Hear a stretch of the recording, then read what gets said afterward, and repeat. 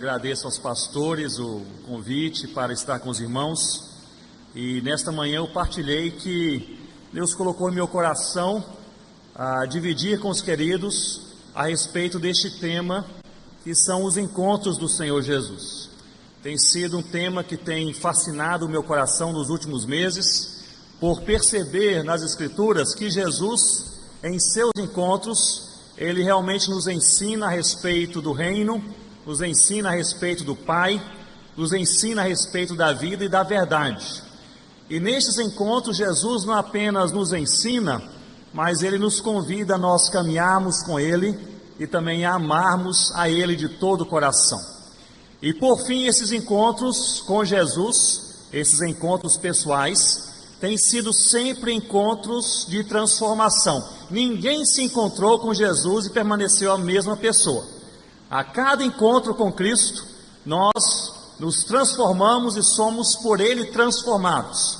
Os nossos valores, os nossos pensamentos, o nosso desejo, a nossa caminhada, a cada encontro com Cristo, nós queremos amar mais o Pai. Por isso que este tema tem realmente entrado em meu coração e tenho a alegria de partilhar com os irmãos nesta tarde. Hoje pela manhã nós partilhamos sobre um encontro do Senhor Jesus com um cego, solitário, mendigo, jogado à beira de um caminho chamado Bartimeu. E este homem jamais foi o mesmo, depois de se encontrar com o Senhor Jesus. Agora à tarde, pela graça de Deus, gostaria de partilhar com os queridos sobre um outro encontro de Jesus com uma pessoa totalmente diferente daquele cego ignorado pela multidão. O encontro de Jesus com um religioso respeitado pelo seu povo e em sua geração. Michael Green que nos diz que Jesus, em seu ministério, ele transitava especialmente em 3 ambientes. Em primeiro lugar, nas praias. Jesus gostava aí do litoral, das praias, não é isso? Jesus também transitava pelas estradas e pelas montanhas. E Green nos diz que nas praias Jesus dinamizava seu ministério. Ele escolhia um público e de lá ele saía com embarcação para um outro público em um lugar que ele queria ministrar. Então as praias eram lugares, eram portos, eram caminhos pelos quais Jesus ele dinamizava e focava o seu ministério. As estradas eram lugares de trabalho. Ali Jesus ensinava, Jesus conversava com as pessoas, Jesus curava, Jesus expulsava demônios de pessoas possessas. Jesus ele lidava com seus opositores nas estradas, lugares cansativos, mas havia também as montanhas. As montanhas eram lugares de descanso. Jesus ia para as montanhas para descansar, para orar e para estar com os amigos mais chegados. E ao ler esse comentário de Green sobre os ambientes ministeriais de Jesus, veio ao meu coração justamente isso. Todos nós precisamos de estar nas praias, estar nas estradas e também passar tempo nas montanhas. Fiquemos de pé uma vez mais e abramos a palavra de Deus em Marcos capítulo 5. Marcos capítulo 5, a partir do versículo 21, nós leremos até o versículo 43. É uma leitura um pouco mais longa, mas certamente um privilégio de nós termos a palavra de Deus em nossa língua e em nossas mãos. Marcos capítulo 5, versículo 21 em diante, diz assim a palavra do Senhor. Tendo Jesus voltado no barco para o outro lado, afluiu para ele grande multidão, e ele estava junto do mar. Eis que se chegou a ele um dos principais da sinagoga, chamado Jairo, e vendo, prostrou-se a seus pés, e insistentemente lhe suplicou: minha filhinha está à morte, vem e põe as mãos sobre ela, para que seja salva, e viverá. E Jesus foi com ele. Grande multidão o seguia, comprimindo-o. Aconteceu que certa mulher que havia 12 anos vinha sofrendo de uma hemorragia e muito padecer a mão de vários médicos, tendo despendido tudo quanto possuía, sem contudo nada aproveitar, antes pelo contrário indo a pior, tendo ouvido a fama de Jesus, vindo por trás dele, por entre a multidão, tocou-lhe a veste.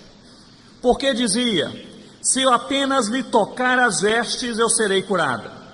E logo se lhe estancou a hemorragia e sentiu no corpo estar curada do seu flagelo. Versículo 30, Jesus, reconhecendo imediatamente que dele saíra poder, virando-se no meio da multidão, perguntou: quem me tocou nas vestes? E responderam-lhe os seus discípulos: vês que a multidão te aperta e dizes: quem me tocou? Ele, porém, olhava ao redor para ver quem lhe fizera isso. Então a mulher, atemorizada e tremendo, cônscia do que nela se operara, veio, prostrou-se diante dele e declarou-lhe toda a verdade. E ele lhe disse: filha, a tua fé te salvou. Vai-te em paz e fica livre do teu mal. Falava ele ainda quando chegaram alguns na casa do chefe da sinagoga, a quem disseram: tua filha já morreu, porque ainda incomodas o mestre? Mas Jesus, sem acudir a tais palavras, disse ao chefe da sinagoga: não temas, crê somente. Versículo 36, podemos ler todos juntos? Mas Jesus, sem acudir a tais palavras, disse ao chefe da sinagoga: não temas, crê somente. Contudo, não permitiu que alguém o acompanhasse, senão Pedro e os irmãos Tiago e João. Chegando à casa do chefe da sinagoga, viu Jesus o alvoroço, os que choravam e os que pranteavam muito. Ao entrar, lhes disse: por que estáis em alvoroço e chorais? A criança não está morta, mas dorme. E riam-se dele. Tendo ele, porém, mandado sair a todos, tomou o pai e a mãe da criança e os que vieram com ele, e entrou onde ela estava. Tomando-a pela mão, disse: Talita cumi, que quer dizer: menina, eu te mando, levanta-te. Imediatamente a menina se levantou e pôs-se a andar, pois tinha 12 anos. Então ficaram todos sobremaneira admirados, mas Jesus ordenou-lhes expressamente que ninguém o soubesse, e mandou que dessem de comer a menina. Senhor Deus, nós lemos a Tua palavra e é palavra do Senhor, revelada pelo Senhor, ao povo do Senhor. Ó Deus, nós sabemos que temos nesta tarde, como sempre temos, total carência do Senhor para todas as coisas. Nós precisamos do Senhor para entender a palavra. Nós precisamos do Senhor para crer na palavra que nós entendemos. E nós precisamos desesperadamente do Senhor para aplicar aquilo que cremos na nossa vida diária. Nós lemos a palavra do Senhor, é uma história tão conhecida. Nós já ouvimos talvez dezenas de vezes, desde que somos crianças. Ó Deus, nós rogamos que uma vez mais o Senhor possa falar ao meu e ao coração do teu povo nesta tarde, nos desafiando, nos convidando e até impelindo a mais um encontro íntimo com o Senhor Jesus. Esta é a nossa oração em nome do Senhor Jesus. Amém, ó Deus. Podem se assentar, irmãos, mantenham, por favor, as suas Bíblias abertas comigo nesse texto em Marcos capítulo 5. Eu expliquei pela manhã que nós iremos usar esta metodologia de estudo. Nós iremos observar nesses 3 encontros do Senhor Jesus, e faremos agora o ambiente do encontro, como esse encontro aconteceu.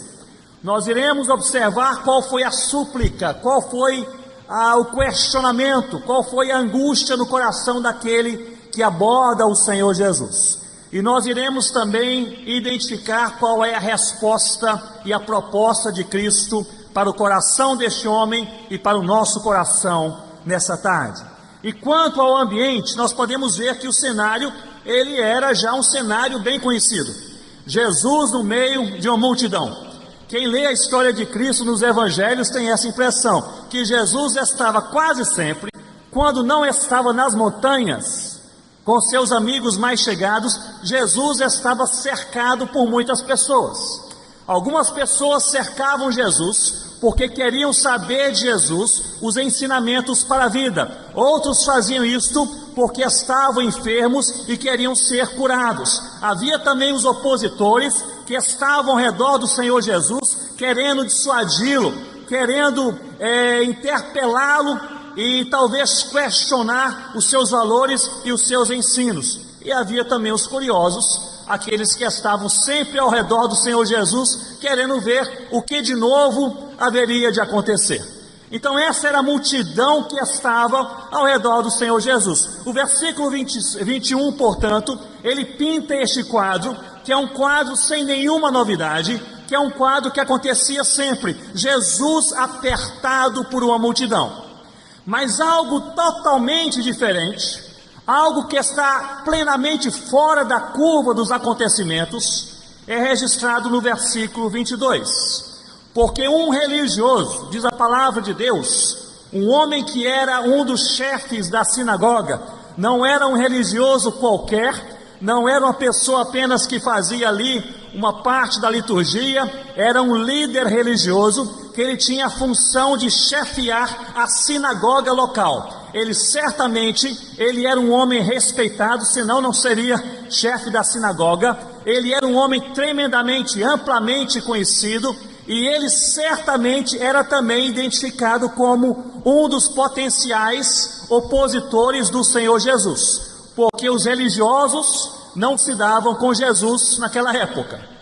E é interessante no versículo 22 que é justamente este homem, um dos chefes da sinagoga, que se aproxima de Jesus, lança-se de joelhos aos pés do Senhor Jesus e pede que Jesus cure a sua filha. Meus irmãos, eu imagino que ali o que aconteceu foi um escândalo. Os comentários de ouvido a ouvido, de boca a boca, dizendo é o chefe da sinagoga, é o religioso da cidade, é o opositor deste novo rabino de Nazaré. Vocês viram o que aconteceu? Ele se aproximou de Jesus. Quem sabe nós esperávamos que ele pudesse questionar Jesus, interpelar Jesus, coagir Jesus, mas não foi isso. Este Jairo, o chefe da sinagoga, ele se lançou de joelhos e ele gritou: mestre, a minha filha, ela está morrendo, mas se o Senhor impor suas mãos sobre ela, ela viverá. Meus irmãos, parece-me que este ambiente para a aproximação de Jairo a Jesus era um ambiente mais impróprio para que isso pudesse acontecer. Eu imagino que Jairo, ele foi tomado tão somente por um desespero crônico para se lançar aos pés de Jesus em público. Certamente Jairo, ele estaria muito mais confortável em fazer isso numa casa silenciosa, onde não havia muitas pessoas, onde não pudesse escandalizar aqueles que estavam ao seu redor. Mas isso acontece ali, e Jairo, ele não pensa duas vezes, porque quem se lança aos pés do Senhor Jesus naquele dia não era um religioso, era o pai de uma menina que estava à morte. E nós vimos hoje pela manhã, e este contexto parece se repetir, que em momentos de uma angústia profunda, nós perdemos o protocolo, nós nos esquecemos do requinte e da etiqueta, nós colocamos de lado até mesmo os problemas ligados à reputação, o que vão pensar de mim. Em momentos de aguda angústia da vida, nós queremos ter um encontro com o Senhor Jesus. Isso aconteceu com Jairo. E era interessante que Jesus passou por ali, naquele lugar, naquela cidade, justamente naquele momento em que aquele homem religioso sofria. Notem comigo, meus irmãos, que Jesus e os religiosos da época, eles não se davam bem. Jesus havia combatido a religiosidade. Jesus havia chamado os religiosos de sepulcros caiados. Jesus havia apontado o dedo e falado: essa religião não é religião que agrada a Deus, é puro legalismo. Jesus havia dito que o que Deus olha não são os ritos, nem é a liturgia, nem são as roupas, nem é a eloquência no falar. O que Jesus olha é o coração. Os religiosos, portanto, eles viam Jesus como uma grande oposição. Eles temiam, inclusive, de perder a sua posição política, a sua influência política na época. E é justamente neste contexto que um religioso, ele é despertado por Deus para se lançar aos pés do Senhor Jesus. Olhe bem para mim nesse momento e reflita comigo. Muitas vezes nós não nos lançamos aos pés do Senhor Jesus porque nós temos uma reputação a zelar. O que vão pensar de mim se eu de fato abrir o meu coração? O que vão pensar de mim se eu de fato falar o que se passa em minha mente e na minha alma?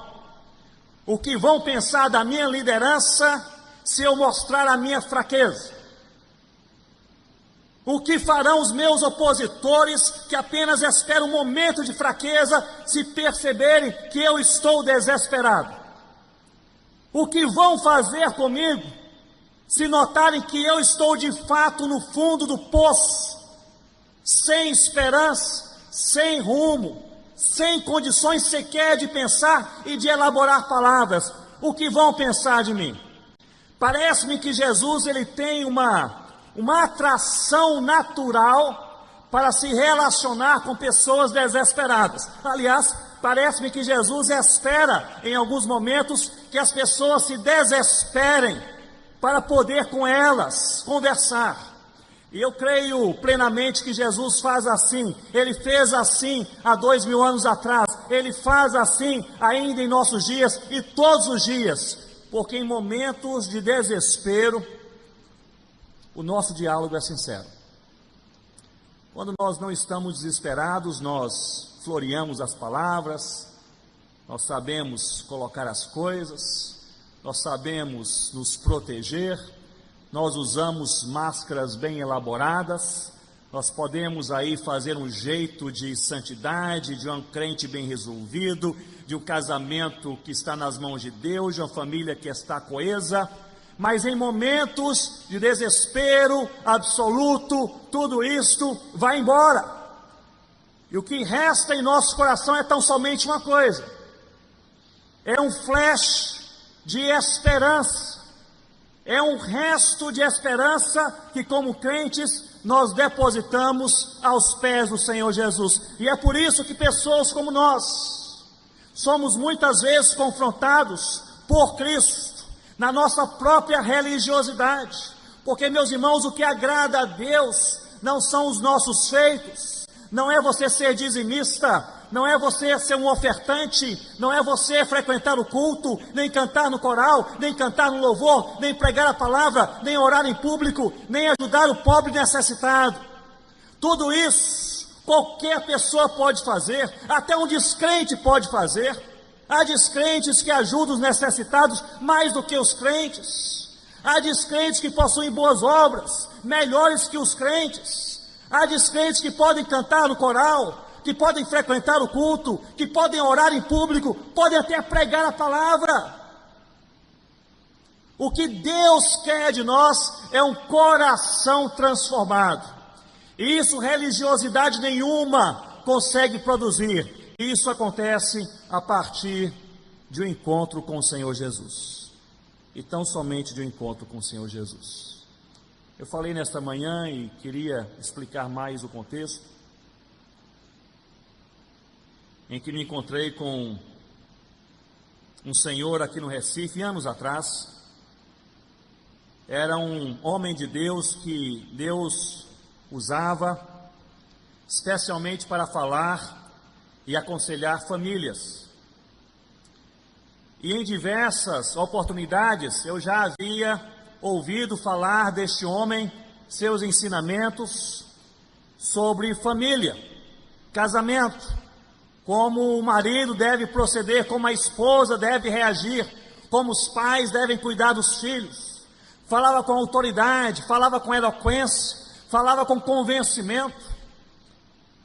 Eu ouvi falar de um momento e um acampamento que ele ilustrou tão bem o papel do crente na família, que houve até mesmo um quebrantamento por parte daqueles que participaram. Me lembro que anos atrás, viram de um culto, talvez sábado ou domingo à noite, eu fui para Candeias, a Rossana me ligou no caminho e disse: querido, está faltando aqui leite, então você pode passar no supermercado e comprar algum leite. E eu passei no Bom Preço, ali mesmo em Candeias, está aberto até altas horas da noite, e ali eu entrei, havia poucas pessoas, era um horário bem avançado, e eu vi aquele homem, e aquele homem andando lentamente, empurrando aquele carrinho de compras, e havia naquele carrinho de compras talvez 3 ou 4 itens somente, e ele parava e olhava para as prateleiras, e olhava para o vazio. Me aproximei dele, cumprimentei, e disse: o que você faz aqui? Ele disse: eu estou fazendo algumas compras. Eu falei: eu também estou, correndo para casa, vim pegar aqui uma lata de leite. E ele disse: eu não estou com pressa. Eu peguei o leite, depois fui me despedir daquele homem, e lá ele estava naquela mesma fileira, empurrando vagarosamente o mesmo carrinho. E eu disse: você está bem? Alguma coisa está acontecendo? Estou vendo que você está meio apático. Ele disse: não, pastor, é isso que eu faço todos os dias da semana, mesmo durante o fim de semana, quando eu saio do trabalho, do escritório, ou saio de um culto, eu venho para esse mercado. Eu fico aqui nesse supermercado, eu fico aqui esperando o tempo passar para ir para casa. E eu fiquei incomodado, não tinha muita liberdade, mas me aproximei mais uma vez daquele homem e disse: alguma coisa está acontecendo com a sua vida, com o seu coração. Porque você passa esse tempo, todo dia, no final da tarde, até talvez altas horas da noite nesse lugar? E aquele homem começou a chorar, olhou para mim naquele corredor de supermercado, e ele disse: pastor, é que a minha casa é o inferno. E ele não conseguia falar mais nada, ele só repetia isso: a minha casa é o inferno. E depois, em outra oportunidade, conversando com aquele homem, eu percebi que durante anos ele falava sobre um casamento bíblico que ele não vivia, de uma relação com os filhos que ele não tinha. E isso, meus irmãos, é uma possibilidade para o coração daquele homem, para o meu e para o seu coração. Nós temos a tendência carnal de falar, de pregar, de orar, de cantar sobre coisas que nós não experimentamos. Jesus, em seus encontros, ele nos convida a nós colocarmos de lado qualquer máscara. E se você veio para esse culto da tarde usando qualquer máscara, talvez de um crente bem resolvido, espiritual, um homem, uma mulher de Deus, um casamento bem arrumado, bíblico, mas se é apenas máscara, eu gostaria de, em nome do Senhor Jesus, lhe convidar a você fazer como fez Jairo. Não importa a multidão, livre-se do constrangimento, da inquietação, da falta de paz, se coloque aos pés do Senhor Jesus e diga: Jesus, eu preciso do Senhor. E é a partir de diálogos sinceros que Deus começa a fazer coisas boas e coisas novas em nossas vidas. Este foi o ambiente.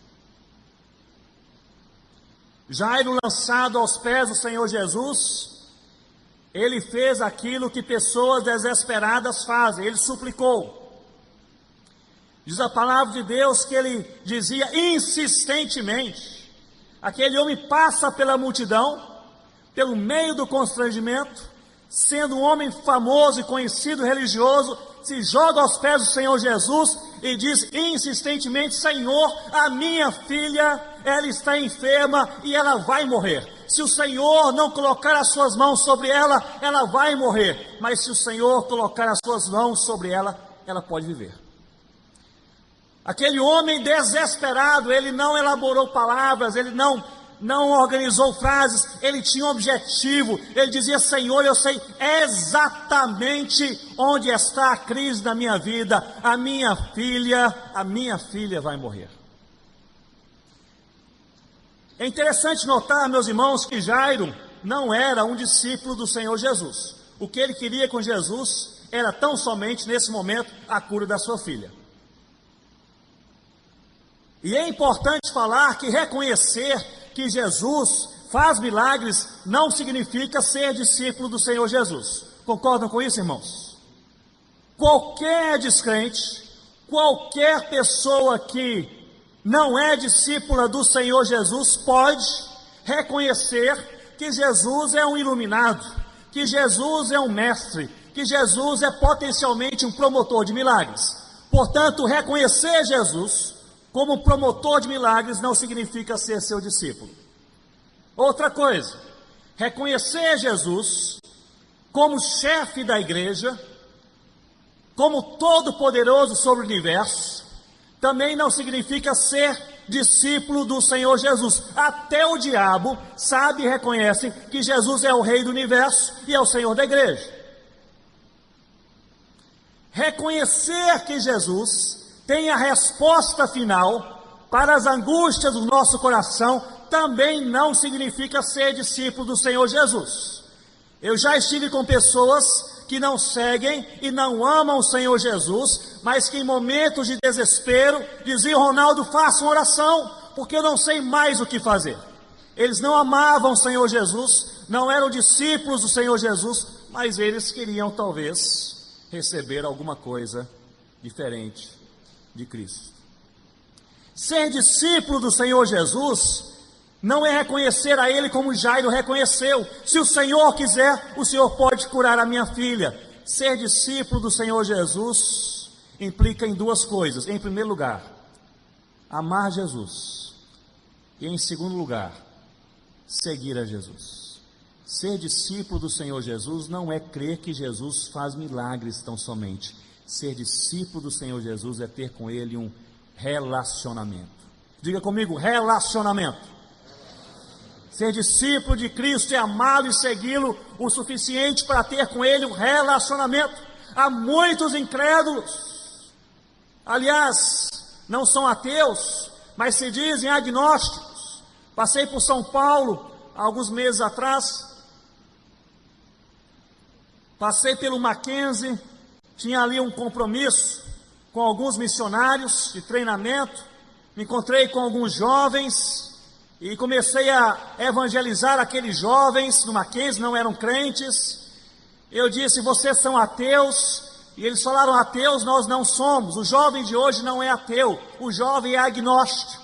Ou seja, é possível que exista um Deus, mas ninguém consegue provar.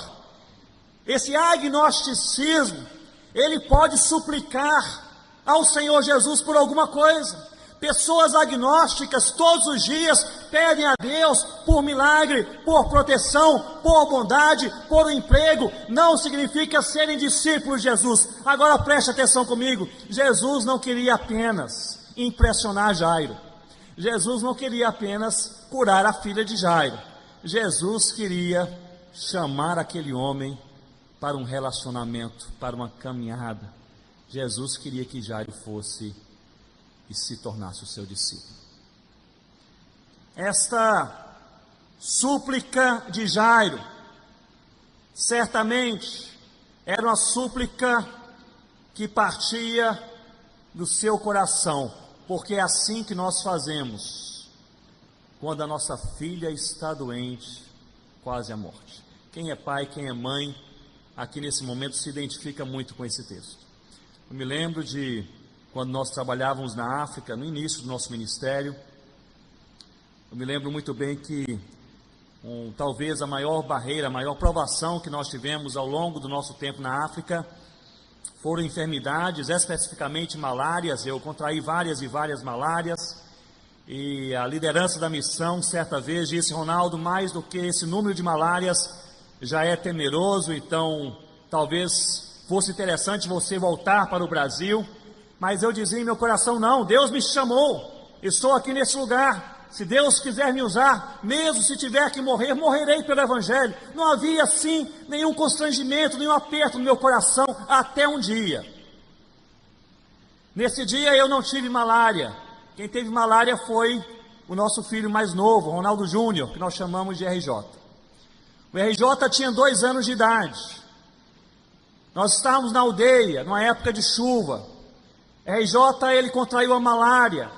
Ele não melhorava. Rossana, enfermeira, tratou do RJ. Vários dias não melhorava. Começou a piorar. Começou a perder os sentidos, vez por outra, 2 anos de idade. Nós começamos a nos desesperar. Rossana falou, parece ser uma malária cerebral. Nós pegamos o nosso jipe, nós passamos por aqueles lamaçais, saímos 2 dias de viagem, 2 dias e meio quase, para chegar até a capital. Entramos no hospital, o RJ quase à morte. Ele foi colocado num local emergencial, um médico especialista em malárias. Ele observou os sintomas, ele viu o que acontecia.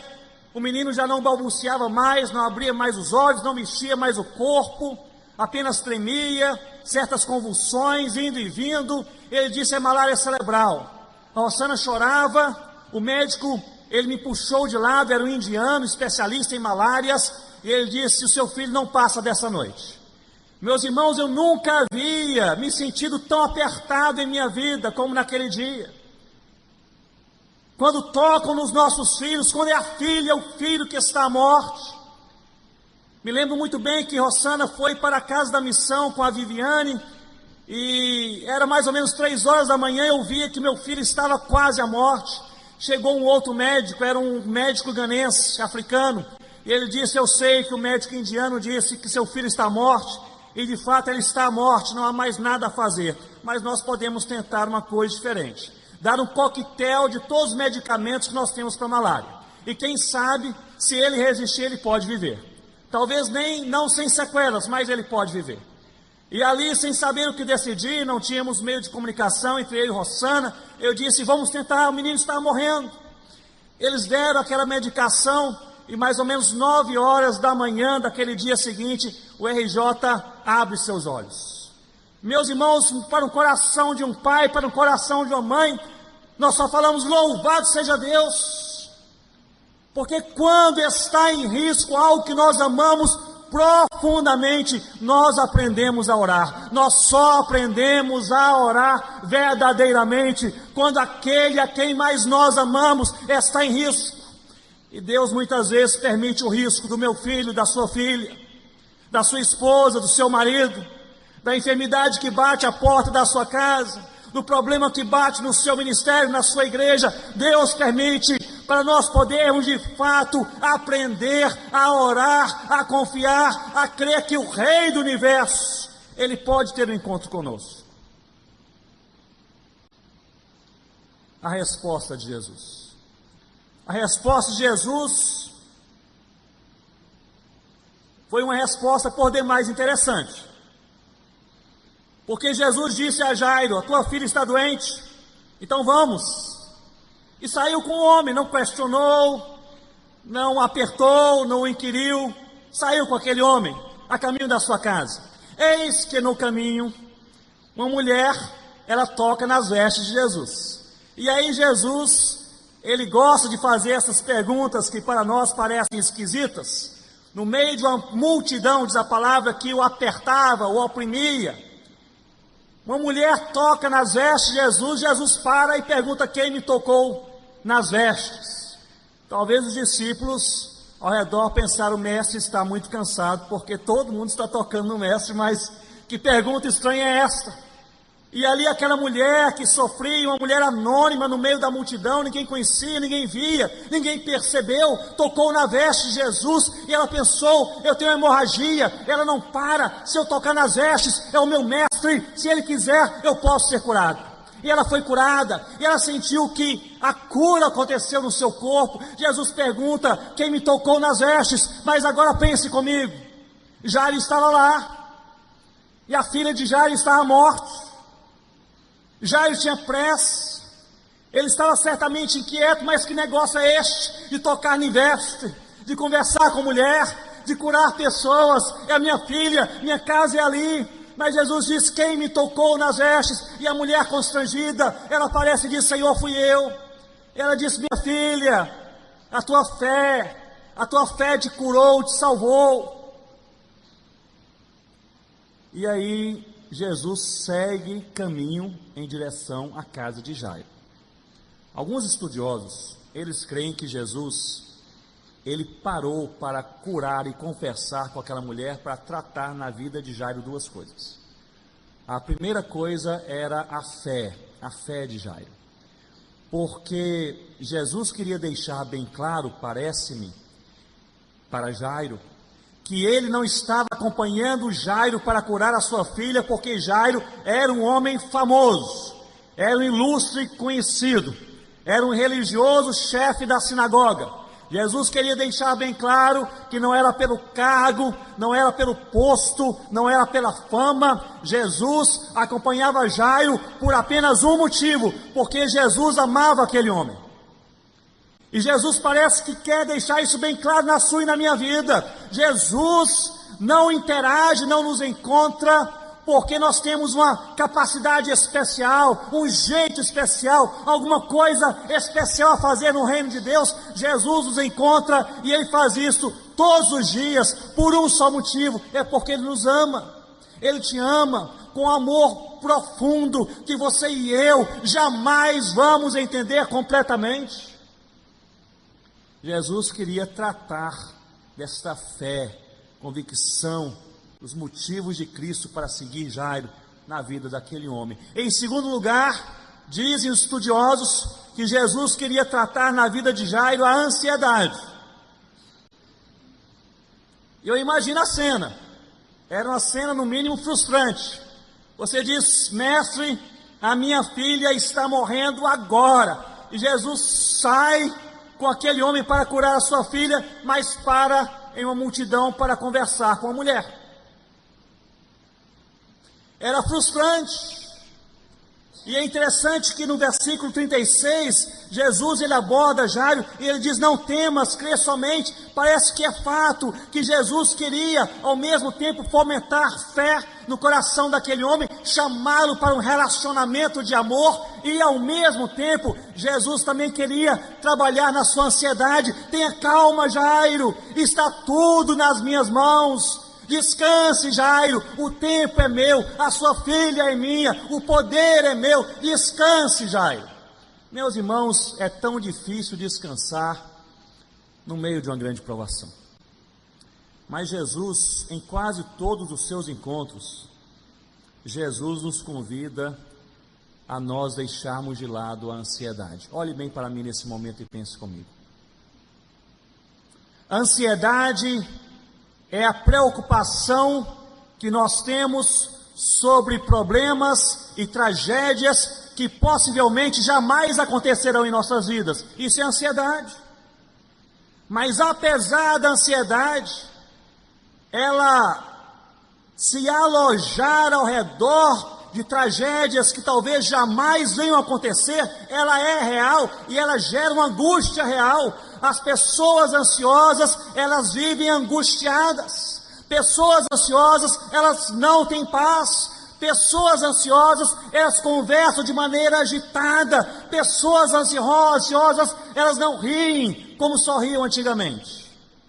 Parece que Jesus ele faz aqui uma relação interessantíssima entre a ansiedade e a fé. Não tema, Jairo, crê somente. Ou seja, quanto mais nós cremos em Deus, mais nós descansamos em Deus. Jesus faz a mesma coisa com seus discípulos em uma tempestade em alto mar, e ele dormindo naquele barco, e eles agitam e acordam: mestre, nós vamos morrer. Mas homens de pequena fé, Jesus nos convoca, preste atenção nisso, no meio da angústia da vida, Jesus nos convoca ao descanso.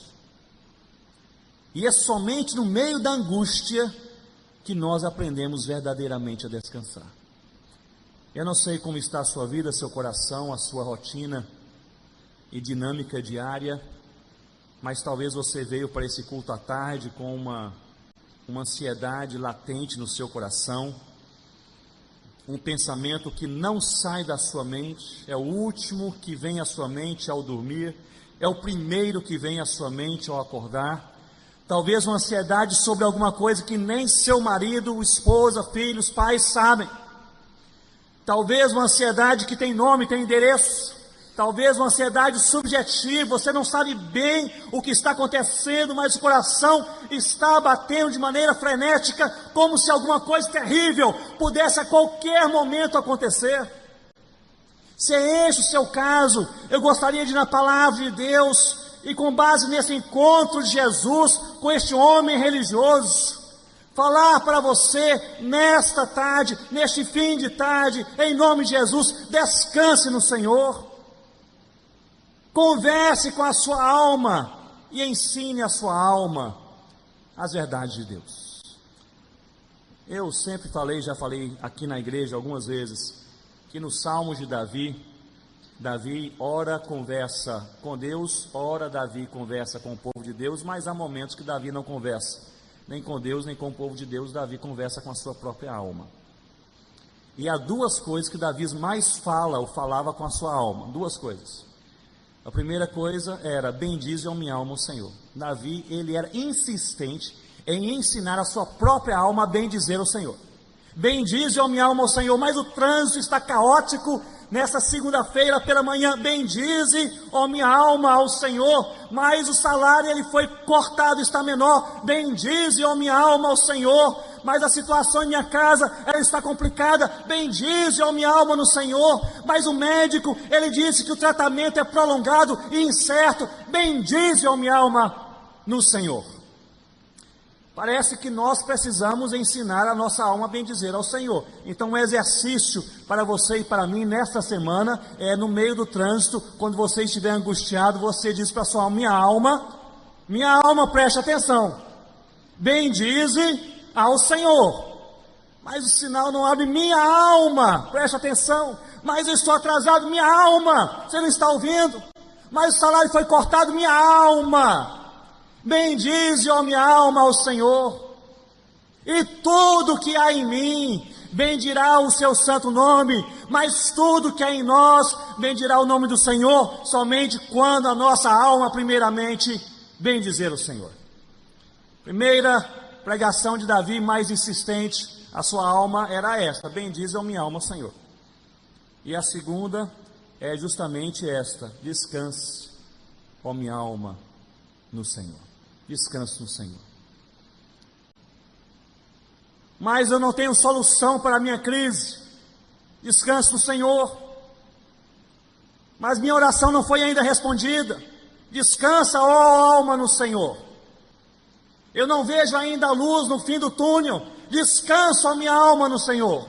No momento, meus irmãos, que nós pregamos para a nossa própria alma, ensinando o nosso ser a bendizer ao Senhor e descansar no Senhor, nós viveremos mais no Senhor Jesus. À medida que nós cremos, nós descansamos. Jesus chega na casa de Jairo, nós sabemos bem a história. As pessoas dizem: a menina está morta, chegou tarde. Este barco já zarpou, não há mais nada a fazer. Talvez Jairo, ali inquieto, tenha pensado rapidamente: eu teria pensado, se não fosse a conversa com a mulher, talvez minha filha estivesse viva. Jesus poderia curá-la. Parece que Jesus deixa Jairo chegar no final daquela crise, com todo o potencial daquela angústia. Não apenas ele corre para Jesus de maneira desesperada, chega com Jesus em sua casa, mas percebe que a sua filha já estava morta. E Jesus se aproxima de Jairo e diz o que está escrito no versículo 36. Jairo, não temas, crê somente. Quais são os teus temores nesse início de noite? Não temas, crê somente. Quais são as suas angústias com as quais você não consegue mais conviver? Não temas, crê somente. Quais são os seus medos sobre alguma coisa que você teme que pode acontecer nesta semana ou até o final deste ano? Não temas, crê somente. Quais são as suas preocupações com o seu estado emocional, intelectual, espiritual, financeiro, sua família, sua igreja? Não temas, crê somente. Irmãos, quando nós não tememos e somente cremos, nós vivemos em paz.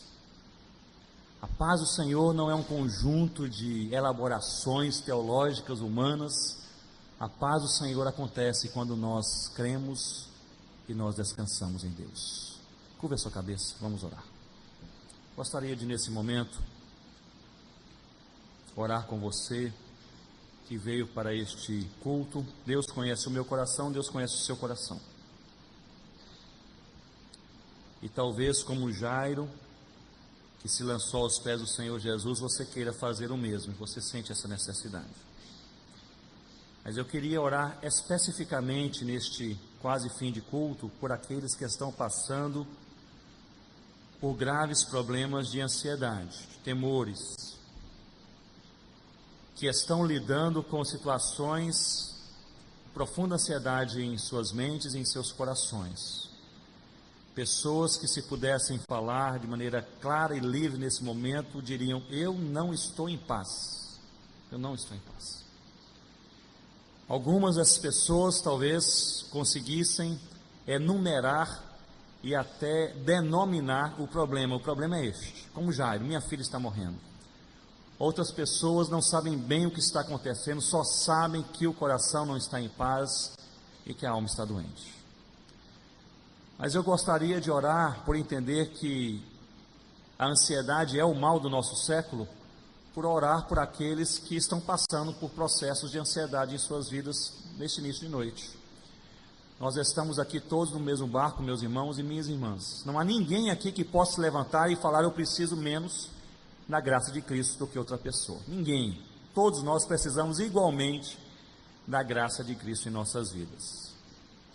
Então, se é este o seu caso, se você passa por um momento em que você lida com algum processo de ansiedade no seu coração, e você, à semelhança de Jairo, gostaria de ir aos pés do Senhor Jesus, falar: Jesus, eu não consigo lidar com isso, mas eu quero descansar, e para descansar é preciso crer. Não temas, crê somente. Eu não consigo crer sozinho. Coloca a fé no meu coração, ó Deus, para que eu creia um pouco mais e eu descanse um pouco mais. E essa vai ser a minha oração, ó Deus, até o final desse mês, até o final deste ano. Eu quero crer um pouco mais e eu quero descansar um pouco mais, em nome de Jesus. Se esta é a sua oração sincera, fique de pé onde você está, nós vamos orar juntos. Você que traz no seu coração, na sua mente, na sua alma, na sua história, algum processo claro de ansiedade, e você diz: eu quero descansar no Senhor Jesus. Quero descansar. Eu quero voltar a rir como ria antes. Eu quero voltar a pensar em outras coisas como pensava antes. Eu quero crer um pouco mais e eu quero descansar muito mais. Mas se você faz uma oração sincera a Deus, neste momento eu gostaria de lhe dar um trabalho, um dever de casa, pelo menos até o final desse mês. Você vai pregar para a sua alma quando necessário for, relembrando a sua alma de bendizer ao Senhor e de descansar no Senhor. Nós vamos crendo mais e descansando mais. Ó Deus, nós te louvamos porque a tua palavra ela é viva, porque é a palavra de um Deus vivo. Nós te louvamos porque nos encontros de Jesus, nós também nos encontramos com o Mestre. E nós te louvamos porque, apesar das ansiedades da alma, o Senhor é aquele que olha, que sabe, que compreende, que nos ama com amor incompreensível para nós, e aquele, ó Deus, que consegue colocar descanso nas almas cansadas, consegue colocar esperança nos corações desesperados, consegue dar sono gostoso e profundo para aqueles que antes viviam em ansiedade e angústia. Ó Deus, quero orar pelos meus irmãos, pelas minhas irmãs, que nesta noite dizem: nós estamos ansiosos. E nós queremos orar como igreja, ó Deus, por esses teus queridos, que nós também amamos, para que o Senhor possa encontrá-los nesta noite e nestes dias. Ó Deus, aumentar a fé para que creiam um pouco mais e lhes dar descanso para que possam descansar um pouco mais no nome do Senhor Jesus. Aqueles que tomados pela ansiedade não dormem direito, ó Deus, que possam hoje à noite experimentar um sono assim gostoso, ó Deus, pacífico, tranquilo, que possam, ó Deus, até se surpreenderem de um sono tão bom. Ó Deus, aqueles que estão agitados de alma, Deus, dá uma semana de paz, de tranquilidade, desacelera, ó Deus. Aqueles, ó Deus, que estão agitados de fala, de mente, de argumentos, Senhor Deus, abaixa a guarda, por entendermos que é o Senhor quem luta por nós, nós não precisamos temer. Aqueles que estão com medo porque receberam uma notícia que pode ser uma notícia ruim, uma situação complicada que pode acontecer, quem sabe ainda neste ano. Deus nos ensina como o Senhor ensinou a Jairo, há 2000 anos atrás: não temas, crê somente. Nós não vamos temer em nome do Senhor Jesus, nós vamos tão somente crer. É a nossa oração, em nome do Senhor Jesus. Amém, ó Deus. Que Deus abençoe, irmãos, para que possamos não temer, crer somente.